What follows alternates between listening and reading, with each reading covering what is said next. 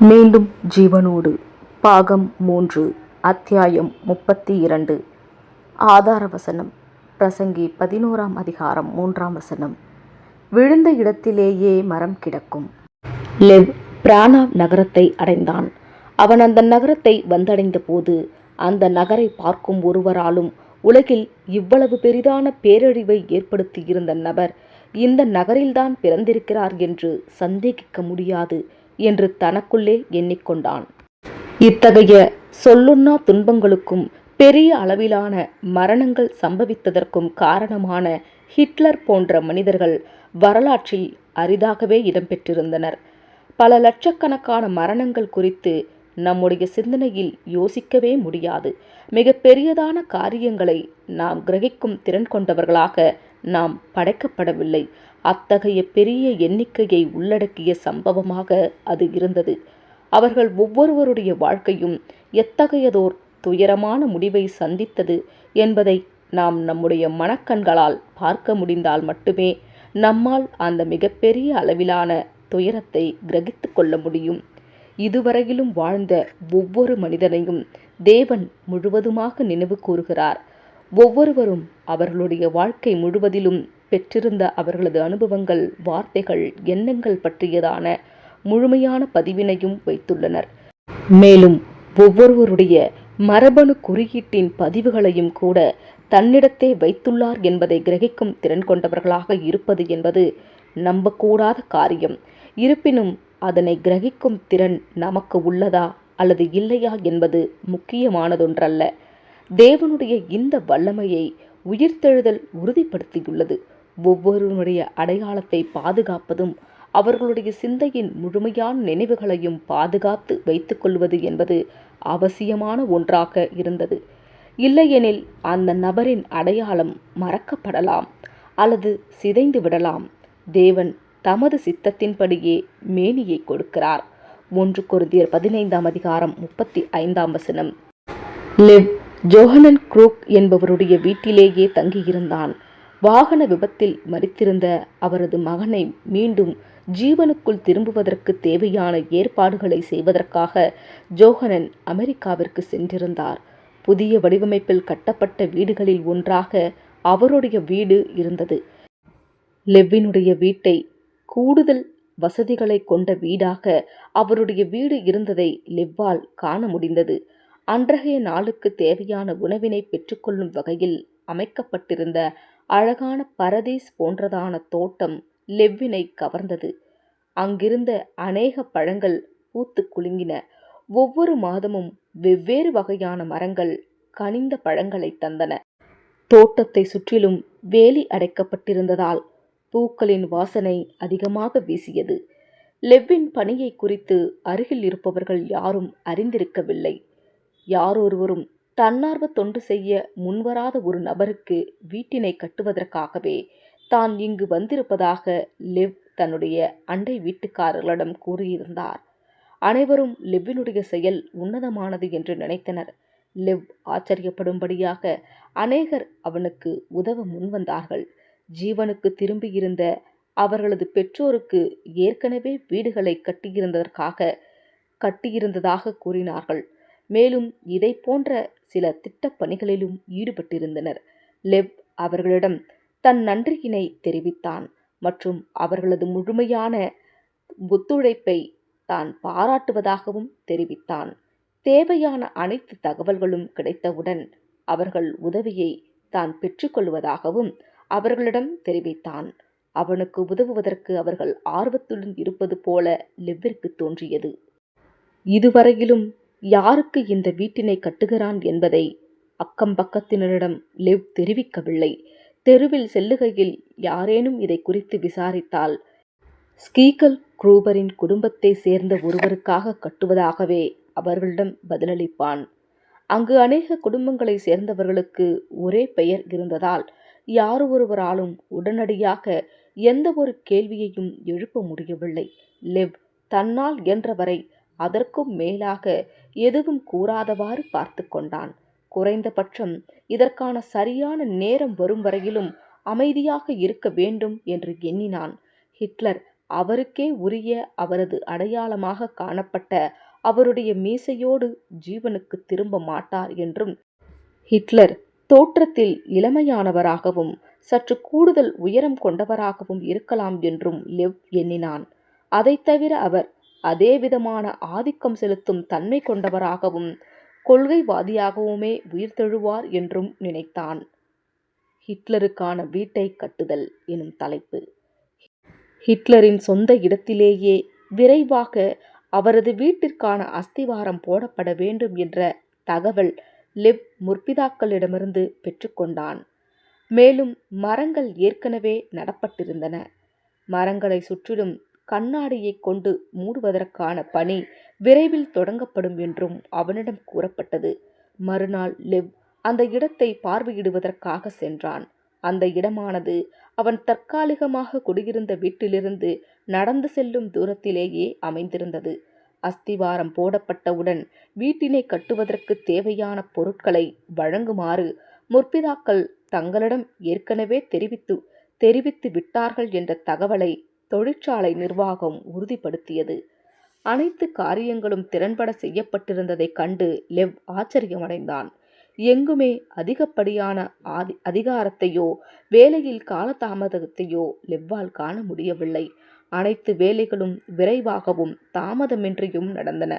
உடனுக்குடனான நெறிப்படுத்தப்பட்ட அனைத்து செயல்முறைகள், இதமான மற்றும் நட்புடன் கூடிய சூழ்நிலைகள் சேவை செய்யும் ஆர்வத்தை தூண்டின. அடால்ஃப் கீக்கிள் குரூப்பரின் வீட்டை பற்றி விசாரிக்க லெவ்வை அப்பகுதியினர் அழைத்தபோது ஒருவரும் சந்தேகத்துடன் புருவத்தை உயர்த்தி அவனை பார்க்கவில்லை. எனவே அந்த பகுதியில் அந்த பெயர் பொதுவானதே என்று லெவ் அறிந்து கொண்டான். லெவ்வுடன் தொலைபேசியில் பேசிய ஒருவர், எங்களது இன்னொரு சகோதரர் ஜீவனுக்குள் திரும்ப போகிறார், தேவனுக்கு மகிமை உண்டாவதாக, அவருடைய வீட்டை கட்ட உதவுவதற்கு நாங்கள் இருக்கிறோம், நீங்கள் அவரது உறவினரா என்று வினவினான். இல்லை என்று லெவ் பதிலளித்தான். அவர் ஒரு துரதிர்ஷ்டமான மனிதர், அவருக்கான வீட்டை கட்டுவதற்கு ஒருவரும் முன்வரவில்லை, எனக்கு சற்று ஓய்வு கிடைத்ததால் நான் உதவ முன்வந்தேன் என்றான். இது உங்களின் நல்ல குணத்தை காட்டுகிறது, உங்கள் பலியை தேவன் ஆசீர்வதிப்பார், அஸ்திவாரம் போடப்பட்டவுடன் எங்களிடம் கூறுங்கள், கட்டுமானத்திற்கு தேவையான பொருட்களை பெற்றுக்கொள்வதற்கு அப்போதுதான் தயாராக முடியும், வீட்டின் உள்பகுதி கட்டுமான வேலை செய்வதற்கு தேவையானவைகளை அவர்கள் அனுப்ப தயாராக இருக்கும்போது எங்களுக்கு தெரியப்படுத்துங்கள், அதன் பின்பு வீட்டினை கட்டி முடித்து அதனை ஒப்படைக்க பல நாட்கள் ஆகும், இந்த வீட்டின் முகவரி எங்களிடம் இருக்கிறது, உங்களது அழைப்பினை நாங்கள் எதிர்பார்க்கிறோம் லெவ் என்றார். அன்றைய நாளின் மாலை வேளையில் லெவ் ரெபேக்காளை தொலைபேசியில் அழைத்தான். அவள் அவனது அழைப்பை எதிர்பார்த்து கொண்டிருந்தாள் மற்றும் அவனை சந்திப்பதற்கு ஆவலோடு காத்திருந்தாள். மறுநாள் ஹிட்லரின் வீட்டு வேலைகள் நடந்து கொண்டிருக்கும் போதே இடைவெளி நேரத்தில் லெவ் ரெபேக்காளின் வீட்டை நோக்கி தனது காரை செலுத்தினான். ரெபேக்காள் ஈவா பிரானுக்கான வீட்டை கட்டும் பணியில் ஈடுபட்டிருந்தாள். ஈவாவின் வீட்டை கட்டும் பணியில் லெவ்வை விட ரெபேக்காள் சற்று முன்னேறியிருந்தாள். அவளுக்கு உதவி செய்வதற்கு பலர் இருந்தார்கள் மற்றும் ஈவாவின் வீட்டை கட்டும் பணியானது நன்கு முன்னேறி கொண்டிருந்தது. ஈவா ஜீவனுக்கு திரும்புவதில் ரெபேக்காள் அதிக அக்கறையோடு காணப்படுவதை லெவ்வால் உணர முடிந்தது. ஈவா ஹிட்லரைப் போல தீயவைகளை விரும்பும் கிளர்ச்சியாளர் அல்ல, ஆனால் அவர் உணர்ச்சிகளை கட்டுக்குள் வைத்திருக்க முடியாதவராக இருந்தார். ஒருமுறை ஹிட்லரின் கவனத்தை தன் மீது திருப்ப வேண்டும் என்பதற்காக தன்னுடைய கழுத்தின் பின்பகுதியில் தானே சுட்டு கொண்டார். பிறகு மற்றொரு தற்கொலை முயற்சியிலும் ஈடுபட்டிருந்தார். ஈவா மற்றும் ஹிட்லருடைய உயிர்த்தெழுதலுக்கு பின்பான முதல் சில மணி நேரங்களில் தாங்கள் எவ்விதமான உத்திகளை கையாள வேண்டும் என்பதை பற்றி பேசியவாறே லெவ்வும் ரெபேக்காளும் மாலை நேரத்தை கழித்தனர். ஈவா, ஹிட்லர் இருவரும் ஒரே நாளில் ஜீவனுக்குள் திரும்புவார்கள் என்று அவர்களிடம் கூறப்பட்டிருந்தது. அஸ்திவாரத்தை தோண்டுவதற்கு என்று லெவ் கனரக உபகரணங்களை பெற்றிருந்தான். ஏற்கனவே தயாரிக்கப்பட்ட கான்கிரீட் சுவர்களையும் பெற்றிருந்தான். அதனால் அஸ்திவாரம் போடப்பட்டவுடன் சுவர்களை அந்தந்த இடத்தில் பொருத்துவது மட்டுமே அவர்கள் செய்ய வேண்டிய பணியாக இருந்தது. 2 உதவியாளர்களின் உதவியுடன் லெவ் ஒரே நாளில் சுவர்களை அதன் இடத்திலே பொருத்திவிட்டு மறுநாள் கான்கிரீட் கலவையை அதில் அதில் ஊற்றினான். அவைகள் ஒன்றோடொன்று ஒருங்கிணைய சில நாட்கள் தேவைப்படும். பின்பு அவன் முன்பே சொல்லி வைத்திருந்த பொருட்களை அவன் பெற்றுக்கொள்ளப் போகும் தேதியை உறுதிப்படுத்திக் கொள்வதற்காக தொழிற்சாலையை அழைத்து பேசினான். அவைகளை விநியோகம் செய்வதற்கு 1 வார காலம் எடுக்கும் என்று அறிந்து கொண்டான். இதுவும் நல்லதுதான். கான்கிரீட் ஒருங்கிணைவதற்கு எடுத்துக்கொள்ளும் காலத்திற்கும் பொருட்கள் வந்து சேரும் காலத்திற்கும் சரியாக இருக்கும் என்று தனக்குள்ளே எண்ணினான்.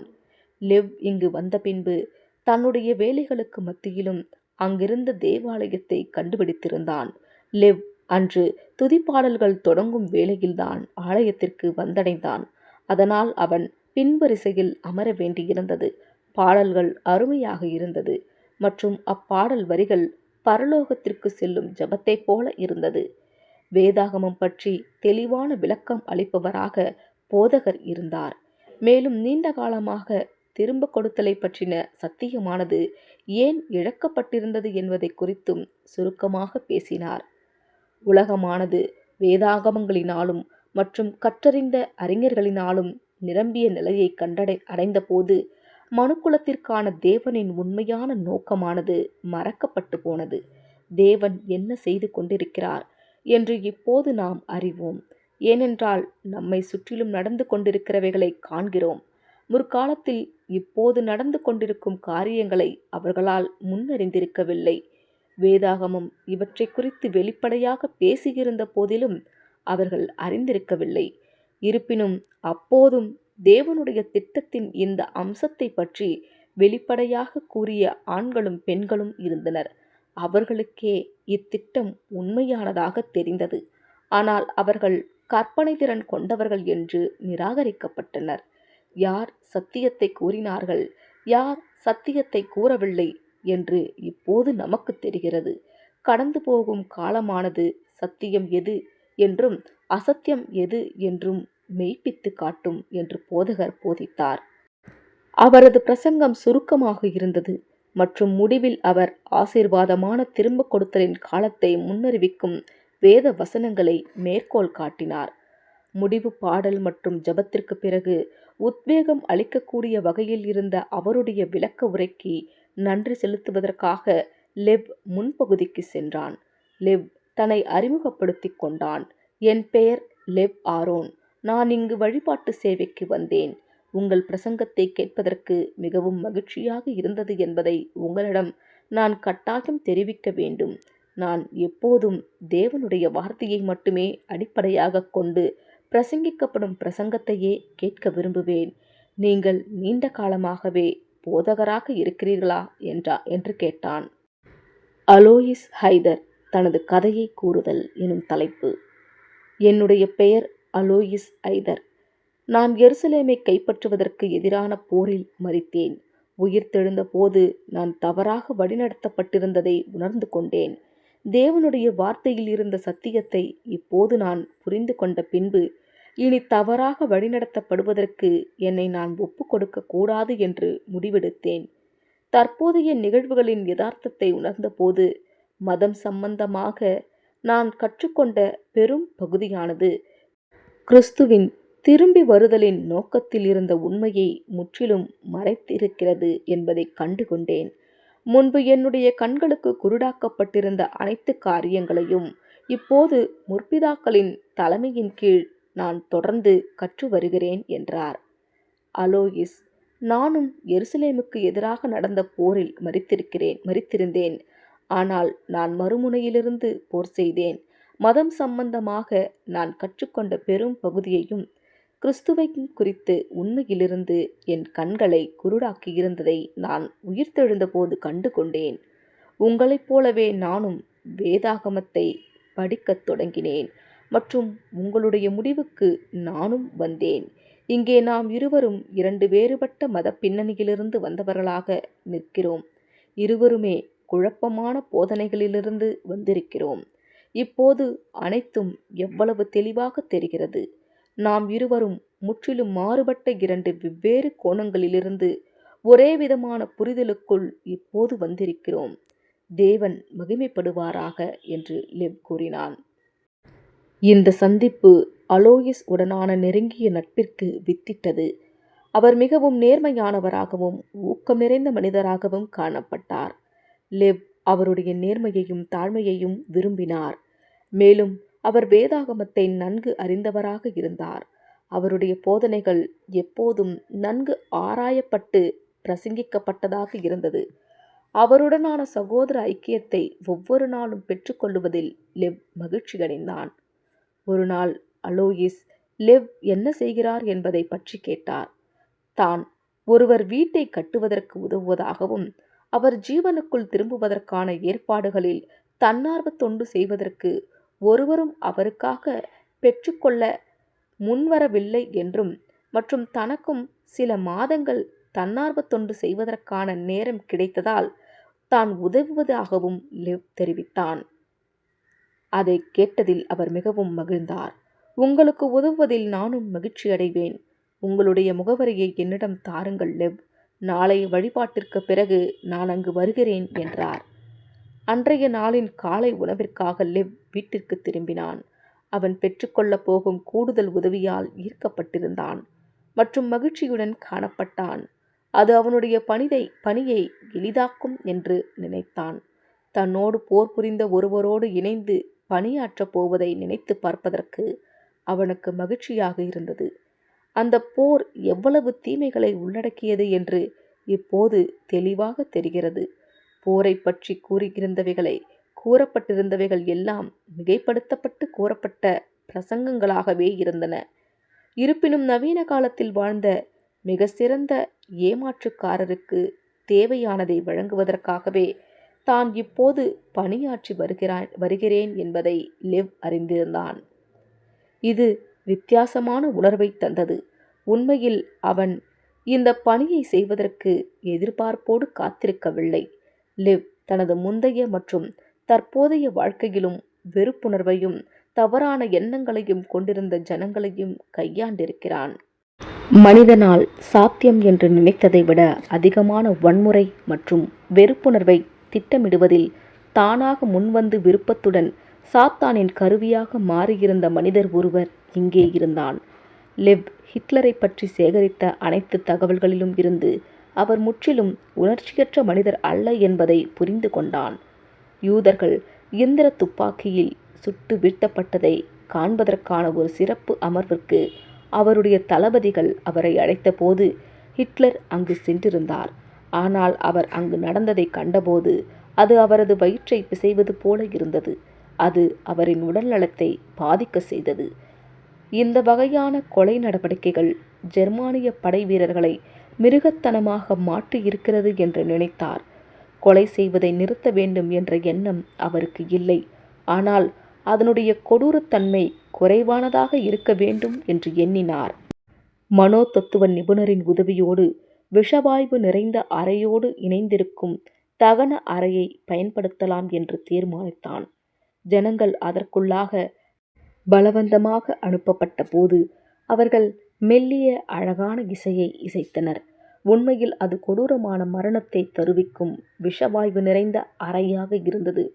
கொலை செய்வதற்காக இதைவிட சிறந்ததொரு கருவியை சாத்தான் உருவாக்கி இருக்க முடியாது. வீட்டினை கட்டுவதற்கு தேவையான உதிரி பொருட்கள் ட்ரக்குகளில் வந்திறங்கியது. அவற்றை ட்ரக்குகளிலிருந்து இறக்கி எல்லாவற்றையும் ஒழுங்குபடுத்த உதவுவதற்கு இருவர் அங்கு இருந்தனர். அன்று லெவ்விற்கு அலோயிஸ் உதவினார். அந்த உதவி மிகவும் வரவேற்கத்தக்கதொன்றாக இருந்தது. திறமை மிக்கவராகவும் மற்றும் கட்டுமானத்தை பற்றி அதிகம் தெரிந்தவராகவும் அவர் இருந்தார். ஏற்கனவே அநேக வீடுகளை கட்டுவதற்கு உதவியிருந்தார். அவர் பயபக்தியுள்ள மனிதராக இருந்தார். பகல் வேளையில் அவர் அவ்வப்போது பாடல்களை பாடுவதை லெவ் கேட்டான். அவர் வேலை செய்யும் போது கடிகாரத்தை பார்ப்பதே இல்லை. சராசரி வேலை நேரத்திற்கு பிறகும் அவர் லெவ்வுடன் தொடர்ந்து பல மணி நேரங்கள் வேலை செய்தார். அவர் அஸ்திவாரத்தின் மீது சுவர்களை பொருத்துவதற்கு தேவையான பொருட்களை உயர் பளுதூக்கியில் கிரேன்ஸில் எடுத்து செல்வதற்கு வசதியாக பொருட்கள் வரிசைப்படுத்துவதற்கு உதவினார். வீட்டினுடைய முக்கியமான கட்டமைப்புகளை கட்டும் பெரும்பாலான பணி ஒரே நாளிலேயே முடிவடைந்தது. வீட்டின் மேற்கூரையை மறுநாள் போடலாம் என்று எண்ணினான். இந்த வீட்டினை கட்டுவதற்கான வேலைகள் மிக வேகமாக நடந்தன. ஏனென்றால் அவற்றில் பெரும்பாலானவைகள் முன்கூட்டியே செய்யப்பட்டிருந்தன. மறுநாள் அவர்கள் மேற்கூரையை பொருத்தினார்கள். மேற்கூரையை பொருத்தியதால் இனி மற்ற வேலைகள் பொறுமையாக நேரம் எடுத்து செய்யலாம் என எண்ணினர். அனைத்து மின்கம்பி அமைத்தல், வெப்பமூட்டும் அமைப்புகள், ஹீட்டிங் சிஸ்டம் மற்றும் கழிவுநீர் சுத்திகரிப்பு ஆகியவைகளை பொருத்தும் வேலைகளுக்கு அதிக நேரம் எடுக்கலாம். வீட்டினுடைய வடிவமைப்பு நுட்பத்துடன் அருமையாக இருந்தது. இப்போதெல்லாம் வீட்டை கட்டுவது எவ்வளவு எளிதானதாக உள்ளது என்று லெவ் ஆச்சரியப்பட்டான். எப்போதாவது அவனுக்கு கூடுதல் உதவியும் கிடைத்தது. ஆனால் அலோயிஸ் ஒவ்வொரு நாளும் தவறாமல் அங்கு வந்தார். உயிர்த்தெழுப்பப்படப் போகும் நபர் முந்தைய நூற்றாண்டை சேர்ந்தவர் என்பதை அலோயிஸ் அறிந்திருந்தார். 20ஆம் நூற்றாண்டை சேர்ந்தவர்களுள் பலர் ஜீவனுக்குள் திரும்பத் தொடங்கியிருந்தனர். மேலும் உலகம் மாறிவிட்டிருந்ததைக் கண்டு அவர்கள் ஆச்சரியப்படுகின்றனர்.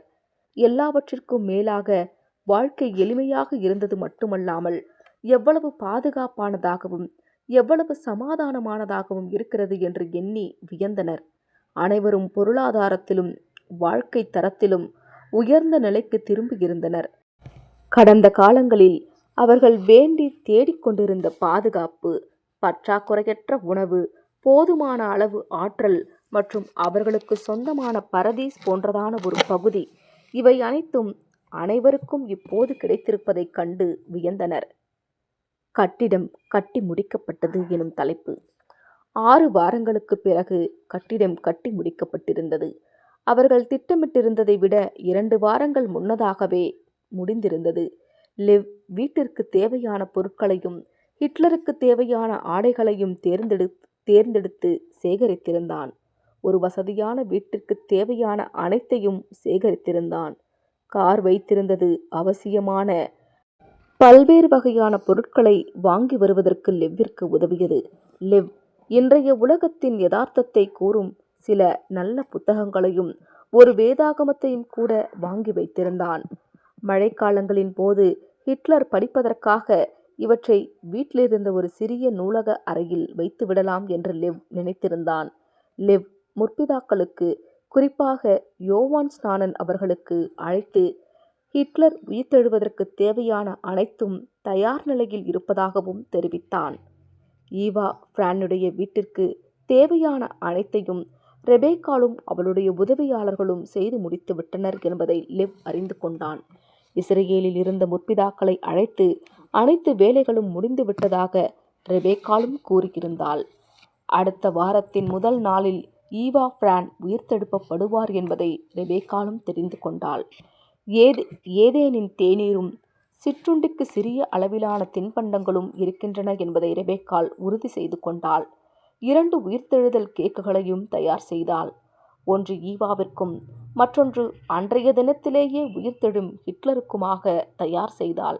அவர்கள் இருவரும் ஒன்றாக இணைந்து ஜீவனுக்குள் திரும்புவதை கொண்டாடுவார்கள் என்பதற்காக அல்ல, மாறாக உண்மை என்னவென்றால் அவர்களை நிலைநிறுத்திக் கொள்ளவும் மற்றும் அவர்கள் ஜீவனோடு இருந்த காலத்தில் அவர்களது வாழ்க்கையில் இருந்த மிக பெரியதான தவறினால் உண்டான காரியங்களை குறித்த அதிர்ச்சியிலிருந்து மீளும் வரையிலும் இருவருமே ஜீவனுக்குள் திரும்பிய விஷயத்தை லெவ்வும் ரெபேக்காலும் அவர்களிடம் தெரிவிக்க மாட்டார்கள். ஹிட்லர் மற்றும் ஈவா உயிர்த்தெழுவதற்கு முதல் நாள் மாலையில் ரெபேக்கால் லெவ்வை தொலைபேசியில் அழைத்தாள். காரியங்கள் எவ்வாறு இருக்கும் என்பதை குறித்து அவன் பயந்திருந்தாள். ஈவா ஜீவனுக்குள் திரும்பிய பின் முதல் சில மணி நேரங்களை தன்னால் சமாளிக்க முடியும் என்று ரெபேக்கால் நினைத்தாள். ஏனென்றால் ஈவா அந்த நேரத்தின் தகவல்களை அறிந்து கொள்ளுவதற்கும் வழிகாட்டுதலுக்கும் தன்னையே முற்றிலுமாக சார்ந்திருப்பாள். இருப்பினும் ஈவா தன்னை நிலைப்படுத்தி கொண்ட பிறகு தன்னுடைய வாழ்க்கையை தானே பார்த்து கொள்ள ஆரம்பிக்கும் போது ஈவாவுடன் இணைந்திருப்பது என்பது ரெபேக்காலுக்கு மன உளைச்சலை தரும் ஒன்றாகவே இருக்கும். அவள் லெவ்வை அழைத்து அவளது வீட்டிற்கு அவனை வர சொன்னாள். அன்றைய மாலை வேலையை ரெபேக்காலுடன் கழிப்பதற்காகவும் ஹிட்லருடனான உயிர்த்தெழுதலின் கேக்கை அவளிடமிருந்து பெற்றுக்கொள்வதற்காகவும் லெவ் ரெபேக்காளின் வீட்டை நோக்கி காரை செலுத்தினான். லெவ் இதைப்போன்ற காரியங்களை அவன் செய்வான் என்று முன்பு யாராவது கூறியிருந்தால் அவன் கடுமையான கோபத்திற்குள்ளாகி இருப்பான். லெவ் தானாகவே முன்வந்து ஒருவருடைய உயிர்த்தெழுதலுக்கு தன்னார்வத் தொண்டு செய்ய விரும்பி கையை உயர்த்தி காட்ட வேண்டுமானால் லெவ் தேர்ந்தெடுக்கும் கடைசி மனிதர் ஹிட்லராகத்தான் இருப்பார். இருப்பினும் ஹிட்லர் மீது முன்பு அவனுக்கிருந்த வெறுப்பானது இப்போது ஹிட்லர் என்ற தனி மனிதனின் மீதான வெறுப்பாக இல்லாமல் அவர் செய்த செய்கைகளின் மீதான வெறுப்பாக மாறியிருந்ததை லெவ் உணர்ந்தான். ஒருவேளை அந்த நபரும் அவரது செயல்களும் பிரிக்க முடியாதவைகளாக இருக்கலாம். ஆனால் இரண்டும் வெவ்வேறு என்பதை காலம் வெளிப்படுத்தும். ஹிட்லரின் முன்னாள் காதலி கெலி சில நாட்களுக்கு முன்னதாகவே ஜீவனுக்குள் திரும்பியிருந்தார் என்பதை லெவ் அறிந்திருந்தான். அவர் பிரானாவிற்கு சற்று அருகில்தான் வசித்தார். நகரத்தில் இருந்து கிட்டத்தட்ட 35 மைல் தொலைவில் வசித்தார். ஹிட்லர் அவரை ஓர் அடுக்குமாடி கட்டிட குடியிருப்பில் தனிமைப்படுத்தி வைத்திருந்த போது கெலி தன் உயிரை மாய்த்து கொண்டார். கெலி அந்த பகுதியில் வசித்த மற்ற இளைஞர்களுடன் ஊர் சுற்றி செல்வதை தடுக்க வேண்டும் என்பதற்காக 2 SA அதிகாரிகளை நியமித்திருந்தார். கெலி உயிர்த்தெழுந்த தகவலை அடால்ஃப் ஹிட்லரும் தக்க தருணம் வரும்போது லெவ் தெரிவிப்பான் மற்றும் ஈவாவை பற்றியும் சரியான நேரம் வரும்போது கூறுவான்.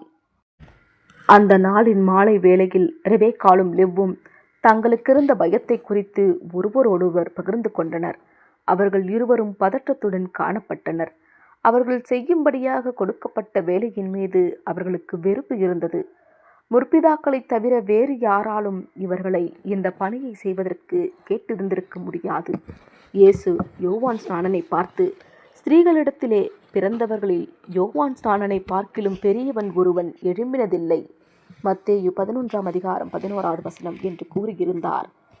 அப்பேற்பட்டவர் தங்களிடம் இந்த கோரிக்கையை முன்வைத்ததாலேயே இவர்கள் இணங்க வேண்டிய கட்டாயம் ஏற்பட்டது. லெவ்வும் ரெபேக்காளும் அனைத்து முற்பிதாக்களின் மீதும் மதிப்பும் பயபக்தியும் கொண்டிருந்தனர். ஆனால் மற்றவர்களை விட முற்பிதா யோவான் ஸ்நானனிடமிருந்து வந்த இந்த கட்டளை அவர் மீது இன்னும் அதிக பயபக்தியை லெவ்விற்கும் ரெபேக்காளிற்கும் உண்டாக்கியிருந்தது. தேவனையும் கிறிஸ்துவையும் ஒரு மனிதன் உணர்ந்து கொள்ளும்போது எப்படி இருக்குமோ, முற்பிதா யோவான் ஸ்நானனுடனான தொடர்பு அந்த உணர்வை அவர்களுக்கு தந்தது. அவரிடமிருந்து வெளிப்பட்ட அரவணைப்பு அவர்களை திணறடிக்க செய்தது. ஹிட்லரினால் பாதிக்கப்பட்டவர்கள் பலர் அவர் செய்தவற்றிற்காக ஹிட்லரை வெறுக்கக்கூடியவர்களாக இருக்கலாம் என்பதை முற்பிதாக்கள் அறிந்திருந்தனர். இருப்பினும் அவர்கள் அவற்றை குறித்து கவலை கொள்ளப் போவதில்லை. முற்பிதாக்கள் தீமைக்கு பதிலாக நன்மையையே கைமாறாக கொடுக்கின்றனர் மற்றும் இதுவே மறுசீரமைப்பின் காலத்தில் இருக்க வேண்டிய சரியான வழிமுறையும் ஆகும். லெவ் வழக்கத்தை விட அதிகமான நேரம் ரெபேக்காளின் வீட்டில் தங்கியிருந்தான். அவர்கள் இருவருமே தூங்குவதற்கு சற்று சிரமம் இருக்கலாம் என்று நினைத்ததால் விரைவாக உறங்க செல்வதை விரும்பவில்லை. லெவ்வினுடைய வீட்டிற்கு திரும்புவதற்கு 1/2 மணி நேரத்திற்கும் குறைவான நேரமே எடுக்கும். ஆனால் அவன் நள்ளிரவு வரை ரெபேக்காளின் வீட்டில் தங்கியிருந்தான். இறுதியில் ஒரு மென்மையான முத்தம் மற்றும் தழுவுதலோடு அன்றைய நாளின் இரவில் இருவரும் பிரிந்தனர். லெவ் தன்னுடைய வீட்டை அடைந்ததும் ரெபேக்காளிடமிருந்து வாங்கி வந்திருந்த உயிர்த்தெழுதலின் கேக்கை குளிர்சாதன பெட்டியில் வைத்தான். அன்றைய நாளின் இரவில் லெவ் அதிகமான நேரத்தை ஜெபத்தில் கழித்தான். ரெபேக்காளும் அதைத்தான் செய்திருப்பாள் என்று லெவ் நினைத்தான். அதன் பிறகு அவன் நன்றாக தூங்கினான். இருப்பினும் காலை கண் விழிக்கையில் பயத்துடனே விழித்தான். பொதுவாகவே அவன் படுக்கையிலிருந்து எழும்புவதற்கு ஆர்வமுள்ளவனாக இருப்பான். ஆனால் இன்றோ தன்னை போர்வைக்குள்ளாக மறைத்து கொள்ளவே விரும்பினான். இருப்பினும் சூரிய வெளிச்சம் ஜன்னல் வழியாக வரத் தொடங்கியதும் தைரியத்தை வரவழைத்து கொண்டு எழுந்தான். பின்பு வெளியே சென்று அன்றைய நாளிற்கான ஏதேன் படத்தை சேகரித்தான். ஹிட்லர் தன் வாழ்நாளின் பெரும்பாலான நாட்களில் சைவ உணவை உண்பவராகவே இருந்தார் என்று லெவ் கேள்விப்பட்டிருந்ததால் அவர் ஏதேன் பழத்தை உண்பதற்கு தயாராக இருப்பார் என்று எண்ணினான். இதனைத் தொடர்ந்து வரும் பகுதிகளை 33ஆம் அத்தியாயத்தில் அடுத்த பாகத்தில் காணலாம். ஆமேன்.